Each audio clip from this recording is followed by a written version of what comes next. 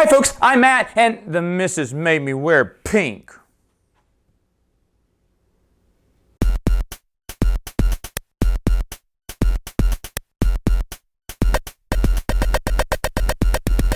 Okay folks, so today we're going to talk about Splendor. This is probably the easiest game to teach. It's very quick, it's a quick game, it's fun to learn, and it's fun to play.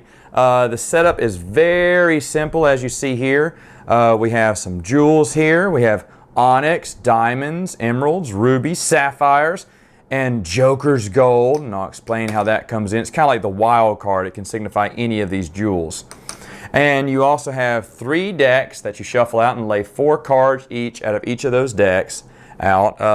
The green cards usually have 1 to 0 value on them.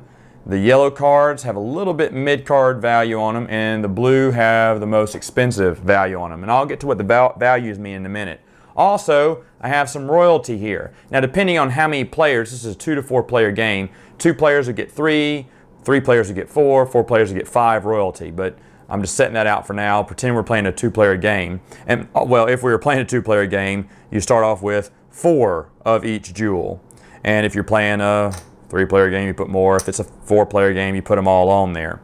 So that's how it works there. I'm just setting them out this for just training purposes here. So how the game starts, you get 1 turn per move. And first off, that move's going to probably be just grabbing some jewels. Now you can get 3 jewels in 1 turn.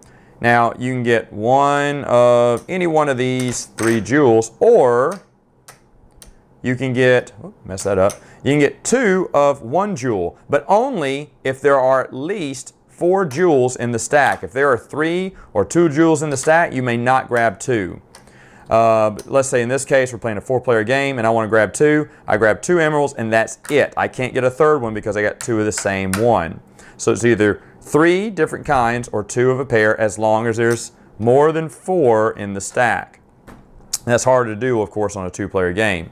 Easier to do on a 4-player game. All right, so what you do, you're going around, you're collecting jewels. So let's say this time I want to get, we'll go with a diamond, onyx, and a ruby.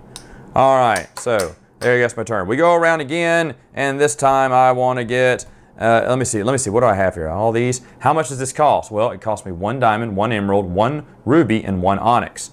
I have all that but the ruby. And I'll look and see what the other ones cost me and everything. Okay, well, you know what? I'm going to go, I need to get a ruby, so I'm going to go again. I'm going to pick a ruby. I'm going to pick another emerald because I have my eye on that diamond too. That may be worth getting. And you know what? I'm going to go ahead and get an onyx too.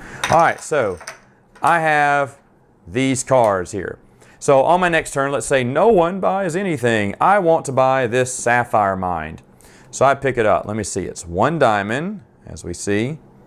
It is 1 emerald, 1 ruby, and 1 onyx. So now I bought it. And once something's bought, you take another card from there, flip it over, and that's the next card that's available to the next player. And you go round and round like that. Now as the game goes on, you'll be able to buy more stuff having less of these jewels because you have these jewel mines. And that signifies 1 sapphire. So for instance, let's say I wanted to get that diamond mine, okay? So I look at my cards right now, and here's what I got. I have 2 emeralds in my possession. That takes 2 emeralds. It needs a ruby and an onyx. I have a ruby and an onyx, but it needs a sapphire. Oh man, I don't have a sapphire. Oh yeah, wait, yes I do. That produces 1 sapphire. So I can pick up that card. And see how it's going here? So eventually, you'll be getting tons of cards. You'll have tons of, because everything you get, even cards that count worth points, can also produce jewels, as you see. And so you'll stack them up. Man, it's kind of hard to get them off this table here. But anyway, you'll stack them up on this table. That counts for a point. That counts for a point. You're trying to get to 15 points to win. And so now I have 2 rubies, 2 emeralds, a diamond, and this thing. And let me put out some of these just for an example here. So as I'm bringing these out, you're going to get more and more powerful, and you can buy more and more things. So you'll start off on the bottom tier buying things. Then you'll have enough to buy things on the bigger tier. So let's say, I don't know, this one. Let's say I had the 3 emeralds, I had the 2 rubies. All I need is 1 more onyx to buy that. Well, I can pay my 1 onyx and pick it up. And you'll get more and more powerful as the game goes on and buy more and more as the game goes in. and so the first 1 to 15 wins. It's a very simple game. The instructions are right there and super easy to read. I think it took me and my nephews like 2 seconds to understand these rules. Now, as you're buying all these cards, you may be thinking, well, what about the Joker's Gold, Matt? I'll tell you how it comes along. Let's say that I'm trying to shoot for this sapphire, but I know everyone else is trying to shoot for it too. Well, I can't afford it because I only got 2 onyx, but it costs 3 to get, and I don't have a third one right now. So what I'm going to do is I'm going to put that one on hold. This can be my action for the turn. I pick it up, I turn it over, and I get a Joker's Gold for my troubles. Now, on my next turn, I can choose to use this, and it can signify any jewel, especially another onyx. So what I'll do is I'll buy it on my next turn, and therefore have 2 sapphires. Now, you don't have to buy it. What you can do is you can hold on to it for the rest of the game if you want to. You can have up to 3 cards on hold.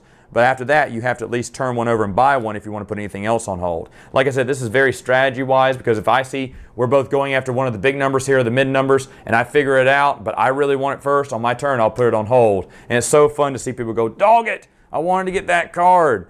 Also, getting some Joker's Gold is really nice. It's a wild card. Sometimes some of these jewels will be gone. You'll be like, man, I need a sapphire. How am I going to get it? Well, I'll put something on hold so I can have something that signifies a sapphire so I can buy that one card I need. And later on, if you choose on one of your turns, you can buy this product resource later on if you want to buy it. But that's what Joker's Gold is for. And by the way, you can have up to only 10 jewels, 10 of these tokens, which are really nice and hard. They're really good quality stuff, poker chips there. But you only have up to 10. After that, you got to discard down to 10 on your turn. You cannot have more than 10 on one turn. Also, I want to talk about royalty right here. When you amass a certain amount of jewels collectively, I'm not talking these jewels, but I'm talking the jewel mines. When you assess enough of those, these people, these royalty, they will come to see you, and they count as extra points in the game. Now, how it works is, you have to have 3, 3, and 3 of those jewels to get him, 3, 3, and 3 to get him, 2 and 2 to get her. But how it works is, let's say I was missing a ruby. I've got a big stack of cards here, and it looks like all I need is the ruby because I got 3 diamonds, I got 3 onyx, which is what this one asked for. I got the 3 emeralds, which is what that one asked for. All I need is that 3rd ruby. Now, let's say I buy a ruby mine and I get it. Okay, do I get both of them? No, I only get 1 per turn. I get this one. And as we go around the room, someone would have a chance to have that royalty come to them. But if it doesn't go to any royalty, then it goes to me and I get another 3 points, and so on and so forth. So, final thoughts on Splendor. What did I think? Well, of course I love the game. I think it's very quick. I think it's very imaginative. I don't usually like card games, but I do like those tokens. They look really nice. They're very good quality, really hard, solid, heavy, really heavy.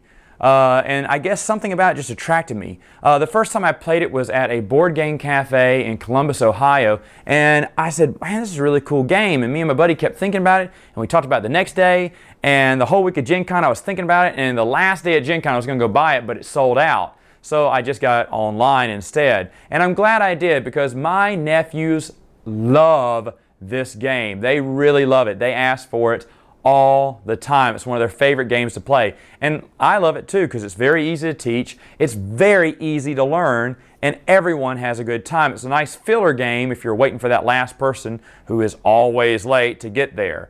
So do I recommend getting Splendor? Yeah, I do recommend getting most of the games I buy, but no, I do like Splendor. So for that reason, it is worth your time, gamers. All right, that's it for now. Until next time, game on!